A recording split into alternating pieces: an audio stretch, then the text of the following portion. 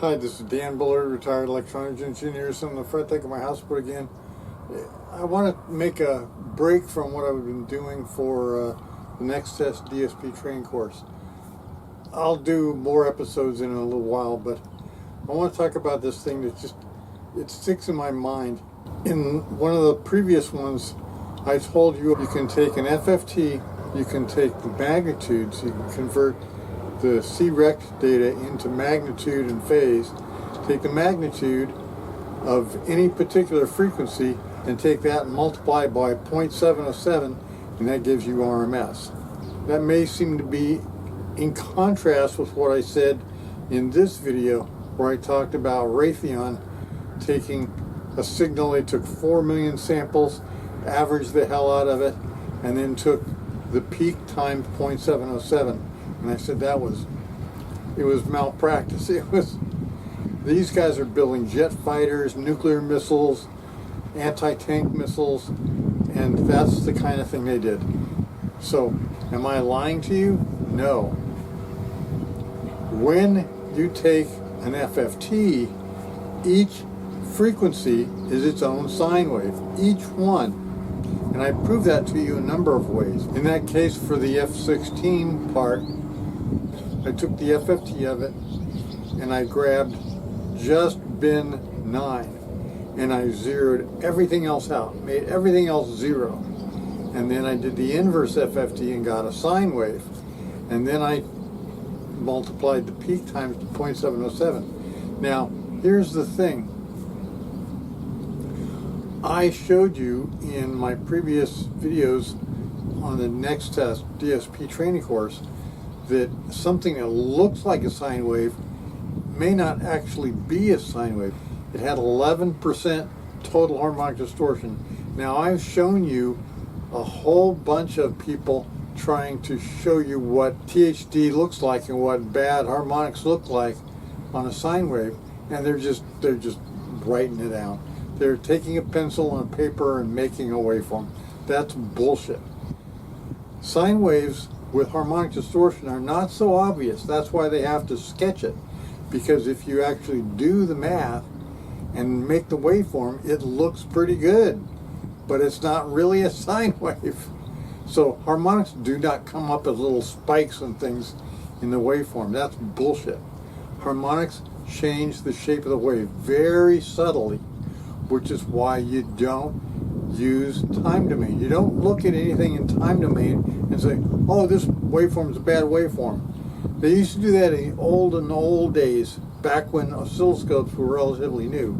But since they learned how to do the FFT, that was back in the 60s, we don't do that anymore. We do FFTs to look at what's in the waveform. And so if you take a waveform and you do the FFT on it, and zero out everything that's not in that bin. Everything, zero it out. Now when you look at the spectrum, you have one thing, one wave, and it's a sine wave. Only one sine wave, only one frequency. Do the inverse FFT and you get a pure sine wave. Now, could you do waveform RMS on it? Sure. Waveform RMS on a sine wave will return 0.707 times the peak, 0.707, 106, blah, blah, blah, times the peak. But you don't have to do that. I mean, you can just take it and multiply 0.707 times the peak. But if you want to, and I encourage you to do it the right way, take the waveform and do a waveform RMS on it or whatever. Calculate the root mean square. It's not hard to do. You set up a for loop and you just multiply each element by itself. That generates a square. You sum them all together and you take the square root. That's RMS. So multiplying 0.707 times the peak of a waveform isn't right. It isn't legitimate. If you do it to a sine wave, absolutely. And how can you be sure that it's a sine wave? If you take an FFT and you zero everything that's not in that bin that you're interested in. Zero everything out and then do the inverse FFT. Boom, sine wave. In fact, it has no DC offset either because you zeroed out the DC bin. Remember that? The DC bin contains any DC offset. So if you zero everything else out, there's no harmonics, there's no DC offset, there's no nothing. You do the inverse FFT, you get a sine wave, a pure sine wave. And I guarantee you, and you can prove this yourself, I mean, you can do it in Excel or, you know, MATLAB or whatever. Do the FFT, zero everything out except the signal you're interested in, do an inverse FFT. Even noise, just take random stuff. You don't even have to generate a sine wave. Take random noise, zero everything out except the bin you're interested in, do an inverse FFT, boom, sine wave. It's a sine wave. Everything, even noise, no matter what harmonics, no matter what, each bin is a sine wave. Every bin is a sine wave. So it doesn't matter whether it's a real signal or just noise.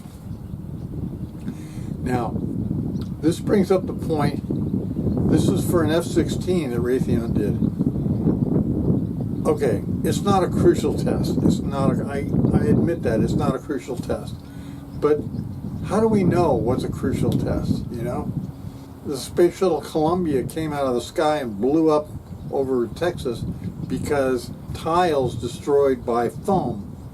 It was foam on the external tank that fell off and hit the tiles and broke them apart. And so when the Space Shuttle came in, it burned up and totally melted.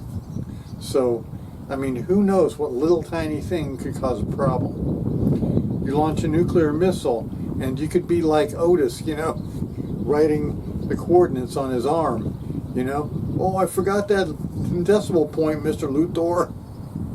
So any little thing, and it's not like these people are stupid. They're mostly smart.